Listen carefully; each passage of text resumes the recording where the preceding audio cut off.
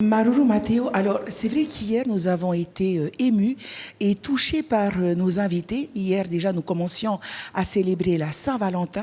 Rappelez-vous-en, nous avons reçu des couples qui nous ont partagé leurs histoires d'amour, la longévité du couple. Et puis nous avons bien aimé ce qui a été proposé hier. Et donc avec Matteo, nous avons voulu rester sur la Saint-Valentin mais aborder d'autres angles autour de cette thématique. Nous allons dans quelques secondes aborder la sexualité parce que c'est aussi un moment important de cette fête, mais pas que pendant la Saint-Valentin, au quotidien, comment entretenir la flamme, comment avoir une sexualité épanouie. Alors ne soyez pas choqués, il n'y aura pas de questions dérangeantes. Nous allons en parler de manière bienveillante avec une sexothérapeute et sexologue également qui se trouve du côté de Taha. Elle s'appelle Aude Julien. Aude Yorana. Yorana. Alors, merci d'être avec nous aujourd'hui. Je ne te cache pas que tu suscites un peu la curiosité déjà au sein de notre équipe. Je souhaiterais te demander, dans un premier temps, quelle est la différence entre un sexologue et un sexothérapeute? Alors, d'une façon... Vous m'entendez bien? Oui, on vous entend parfaitement. D'accord. Alors, on peut dire les deux. On peut dire sexothérapeute et on peut dire sexologue. Disons qu'en Polynésie française, moi j'aime bien utiliser le terme de sexothérapeute parce que ça parle un peu plus aux gens. C'est vrai que la sexologie et le fait d'être sexologue, c'est pas une profession qui est très très répandue en Polynésie française. Et quand on parle de sexothérapeute, eh bien avec le mot thérapeute, donc sexothérapeute, on comprend déjà que c'est un professionnel qui va aider les personnes, qui va prendre soin des personnes. Donc il n'y a pas véritablement de différence entre sexologue et sexothérapeute.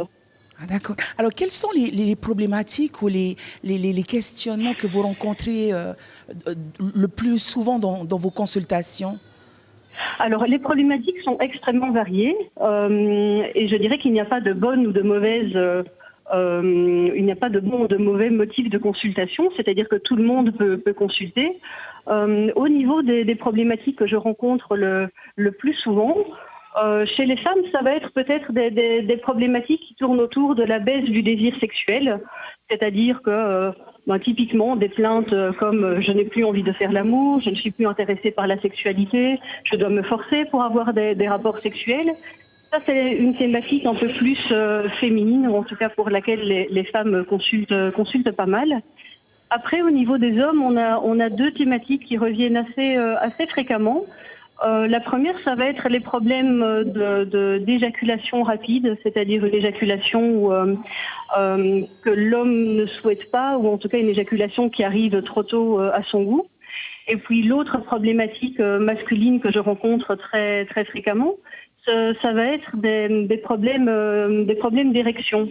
C'est-à-dire que le rapport sexuel peut débuter tout à fait normalement, on va dire, et puis l'érection va avoir tendance à disparaître généralement au moment de la pénétration, c'est-à-dire le moment où l'homme devrait être le plus performant, entre guillemets. Et donc c'est ce qu'on appelle une angoisse de performance, un stress lié à la performance sexuelle. Voilà. Alors comment se passe déjà une première séance avec toi ? Alors, la première séance, elle vise vraiment à faire connaissance, c'est-à-dire que la personne va m'expliquer sa situation, la raison pour laquelle elle consulte. Donc, c'est vrai que les personnes peuvent consulter parce qu'elles sont confrontées à une difficulté, à un problème, à un blocage dans leur vie sexuelle. Mais on a aussi des personnes qui consultent alors que leur sexualité fonctionne bien, mais qui souhaitent améliorer leur sexualité. Et c'est ça la fonction du sexologue, c'est aider les gens à améliorer leur sexualité. Et donc améliorer leur sexualité en ayant davantage d'informations. Par exemple, je désire ceci, je désire cela, j'aimerais ceci, j'ai tel comportement, est-ce que c'est normal, est-ce qu'il y a un problème ou pas? Donc c'est aussi très, très informatif le rôle de sexologue. Donc la première consultation, elle vise à placer la problématique, ou en tout cas le but de la consultation, l'objet de la consultation, et de mettre un contexte autour, puisque une personne peut consulter pour une problématique en particulier, mais cette problématique, elle va toujours être liée à la sensibilité de la personne, elle va être liée à son éducation, à ses valeurs morales, à ses croyances religieuses également. Donc, même si un motif de consultation est similaire entre deux personnes, la façon de travailler va toujours être très, très individuelle. D'accord. Alors, vous êtes basé à Taha. On Oui. peut vous consulter soit en visio Oui, ou tout à fait. en présentiel. Alors, je voudrais vous demander, est-ce que les locaux viennent vous consulter, je dirais pas spontanément, mais est-ce que c'est facile pour un local à Taha de venir vous consulter, de faire la démarche en tout cas auprès de vous? Ça dépend des personnes. Ça fait plusieurs mois maintenant que je suis en Polynésie. Ça fait plusieurs mois aussi que je suis à Taha. Je pense que les gens commencent à me connaître, ou en tout cas à m'identifier. Ça c'est certain. Je crois que le rapport à la sexualité, il est très variable en fonction des gens. C'est-à-dire que quand j'explique mon métier à des personnes qui vivent ici à Taha, j'ai des réactions très différentes. J'ai des réactions plutôt positives en disant mais c'est génial, c'est un boulot qui a l'air très, très intéressant, ça peut être utile. Aussi en termes d'éducation à la sexualité chez les jeunes gens, il y aurait peut-être des choses aussi à faire ici en Polynésie. Et puis j'ai d'autres personnes qui ont une réaction très, très opposée, je vais dire, et qui ne veulent absolument pas entendre parler de sexualité. C'est-à-dire que la sexualité, il n'y a même pas la place pour avoir un discours sur la sexualité.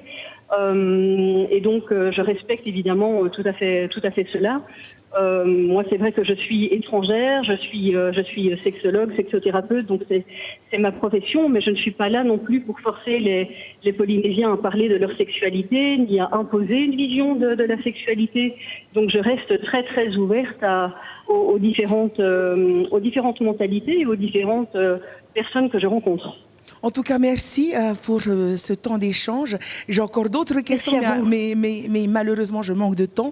En tout cas, notez pour pouvoir vous rapprocher de Aude et pourquoi pas demander une consultation. Vous avez la page Facebook et le site est déjà bien étoffé, donc elle vous donne quelques pistes. Donc, n'hésitez pas à vous rapprocher de Aude pour avoir une sexualité épanouie. Merci d'avoir été avec nous, Aude. Avec plaisir. Merci beaucoup pour l'invitation. Merci.